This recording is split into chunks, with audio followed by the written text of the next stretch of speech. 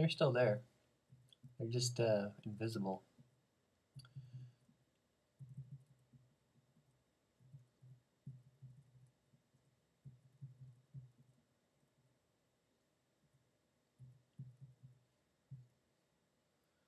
Guess I could make a button that made them all fall towards the ceiling.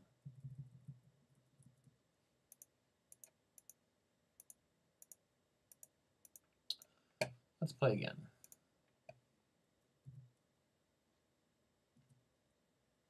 At Foursquare, keeps track of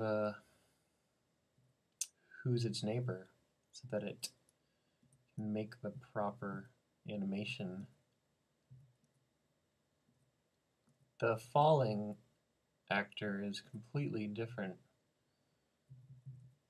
and all the characters are the same instance, different instances of the same other actor. That crosshairs up there, it's kind of the opposite of this crosshairs down here. This one sets the conditional corners to 0, whereas this one sends it to 1. There's about 20 permutations which number it can be, or which combination. There's 6 two-sided, 4 one-sided, 1 zero-sided, and there's the 4-sided, the 1 4-sided. There's 4 3-sided, but there's 6 two-sided. What a mess. So they can only change their state when the mouse touches them or when they are planted, because the control logic is roaming instead of embedded. And it wouldn't be too hard, I guess, to clone it up and change the color so that they only can connect to their own color.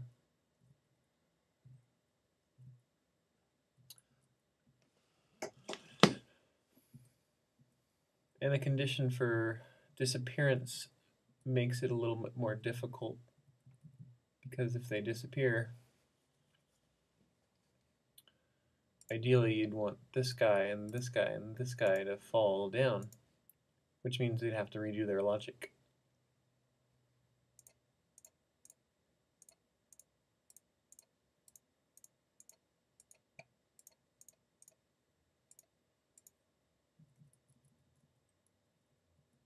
What was that?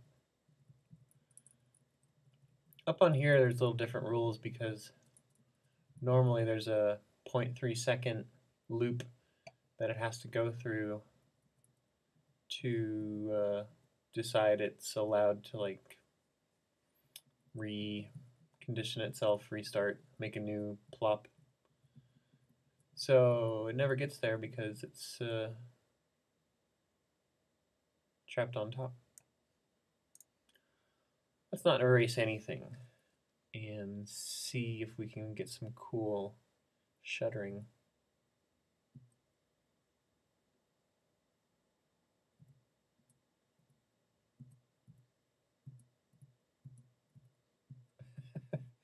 There they go.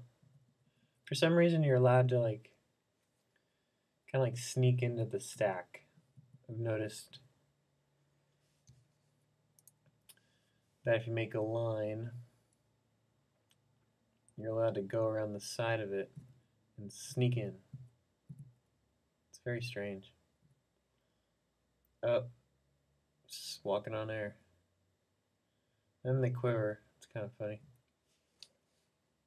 But once they've fallen, sure, they are slightly functional, but if they change their orientation, then the logic is going to break them in different ways than they originally intended to break.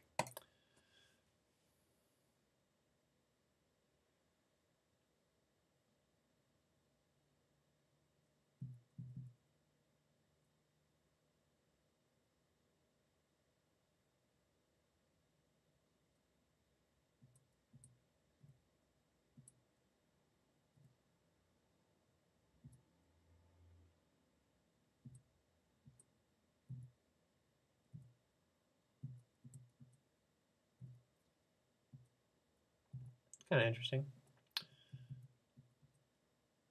The system still has some functionality even when it's just a bunch of wacko combinations of placement.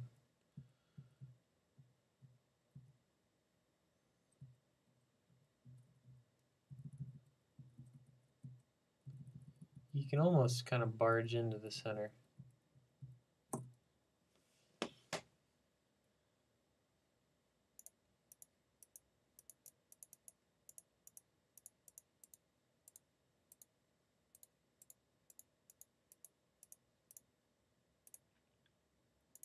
So that's day one on Puyo Pop and Lock.